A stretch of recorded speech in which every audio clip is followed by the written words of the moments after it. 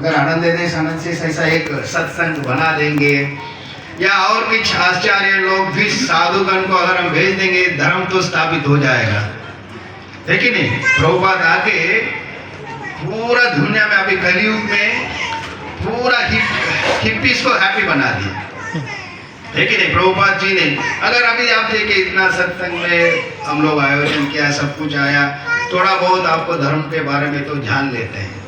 तो धर्म को स्थापित करने के लिए भगवान को इधर आने का जरूरत ही नहीं था, लेकिन परित्राणाय साधन, अगर कोई मेरा भक्त मुझे प्यार से पुकार है तो मुझे तो आना ही पड़ेगा, स्वयं आना पड़ेगा। तो परित्राणाय साधना विनाशाय दुष्ट, ऐसा दुष्ट लोगों को विनाश करने के लिए छोटा सा एक, अगर हम आंखों में नहीं भी दिखाई देगा, एक कोरोना से ऐसा छोटा सा एक वायरस काफी है।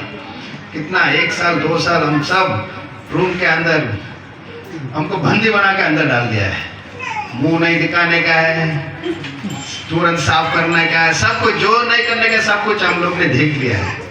ये हमारा सौभाग्य कि उसके बाद हमारा भगवत गीता का प्रचार इतना आगे पढ़ाई कि हम हमारे लिए अच्छा हो गया। पहले हम ऑनलाइन का सोचा भी नहीं था, जूम का कितना लोग कोरोना का पहले जूम है करके कितना लोगों को मालूम था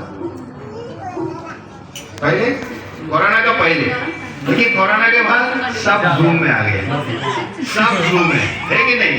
तो इसलिए कोरोना से पूरा भक्ति, सबको भक्ति दिला सकता था, लेकिन भक्त लोगों का बीच में अगर कुछ संकट हो गया तो भगवान बीच में आ जाते हैं।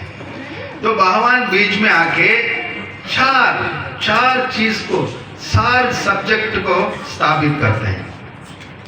भगवत गीता सिर्फ 4 श्लोक से खत्म, और भागवतम भी सिर्फ 4 श्लोक में से खत्म, लेकिन हमें इतना झड़ बुद्धि है, हमको समझता नहीं है उतना जल्दी।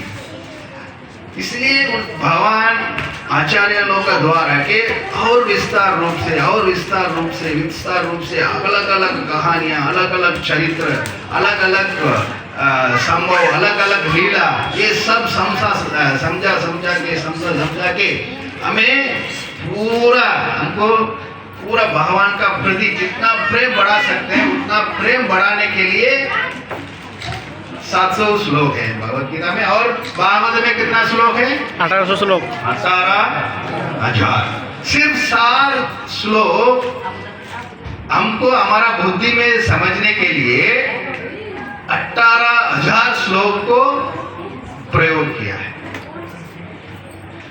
अभी हम कलयुग में है, हमारा कलयुग का सिम्टम्स क्या है, कलयुग का लक्षण क्या है? कोई श्लोक बता सकते हैं? प्रयाण अल्पायुषः सभ्य कलो अस्मिन् युगे जनाः मंदागस्मन्तमदयो मंदभाग्याः उपभुक्ताः। यानी प्रयाण अल्पायुषः सभ्य, हमारा आयुष बढ़ते जाता है कि कम होता जाता है? पहले मेरा दादाजी था आराम से 100 मेरा माँ का जो माँ है वो तब उनका देहांत हो गया, तो 1 साल पहले हुआ, उनका एज का 106 साल, 106 साल आराम से। उसके बाद भी उसको देह नहीं छोड़ती थी, लेकिन उसको वैराग्य कि मुझे बस इतना काफी है। वो खुद सोचा है कि ठीक है अभी मेरे को ये शरीर चाहिए नहीं, इसलिए मैं त्याग देता हूँ, इतना था। यानी लेकिन तब कलयुग बढ़ता जाएगा, हमारा आयुष काटते जाएगा, कम होते जाएगा। अभी एवरेज बोल रहे साइंटिस्ट लोग 69 है, तो कलयुग अंत में कितना हो जाएगा? 14 से भी कम। लेकिन 14 अभी हम जो मेरा दादी ने 100 साल का जो अनुभव, जो कष्ट पाया या कुछ अनुभव किया, हम पूरा अनुभव 69 ईयर के अंदर हो जाते हैं। 69 में तो बहुत, अरे मैंने बहुत जिया है, लेकिन धीरे धीरे इसलिए प्रयाण अल्प आयुषः सभ्य कलो अस्मिन् युगे जना, ये कलयुग का युग का जो जना है मंदा मतलब एक भी चीज उतना जल्दी समझ में नहीं आया।